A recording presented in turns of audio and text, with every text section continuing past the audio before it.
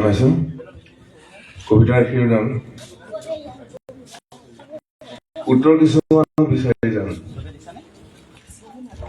মাজৰাতি সাবিত্ৰীয়ে ভয় খাইছিল।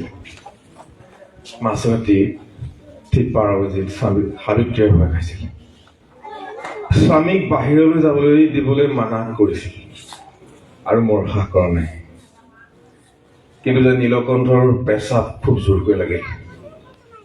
মাত্ৰ 1 মিনিটৰ খবৰ সেয়া, আৰু সেই ৰাতিয়ে সাবিত্ৰী বিধৱা হ'ল আৰু পেটত লৈ আহিল কিছুমান নিৰ্জীৱ বৰখচ।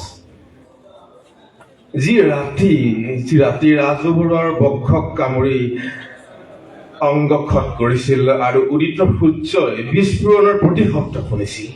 ৰক্তগৰ্ভত স্নান কৰা মাতৃ শিশুৰ মৰণকানৰ যন্ত্ৰণা। প্ৰশ্ন আছে, কিছুমান কৰিব আছে। এদিন প্ৰশ্ন বিচাৰি কাৰ্বি আংলং যাম, চিঞৰিম মই ফাগাদাউন নহয়, আমি অসমীয়া। নামাৰিবি ঐ মই কান্দি। তথাপি প্ৰশ্নবোৰ বাঢ়ি যায়।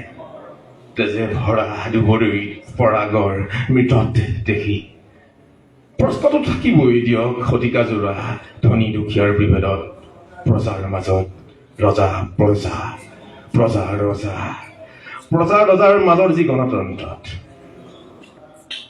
স্বাধীন ভাৰতৰ এখন প্ৰখ্যাত আন্দোলন, তাত মাজে মাজে সাৰ পায় 4,500 ভোটাৰ।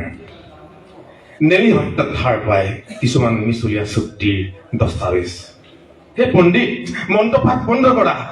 সন্মুখত চুলুঙাবোৰ চোৱা। অগণন শস্য ভক্ত সিঁচি থকা কাগজৰ পইচা। চিত্ৰমঞ্জুৰী, তুমি ৰাজদ্ৰোহক ফালি নদীয়েদি সাগৰ নিলাগৈ, তেন্তে নদীৰ ৰং কিয় গোমা? যি পোচাকৰ ৰঙে আগুৰি থাকে নীলকণ্ঠৰ আকাশ, তাত ৰাজদ্ৰোহ নকৰিবা, বুজিছা?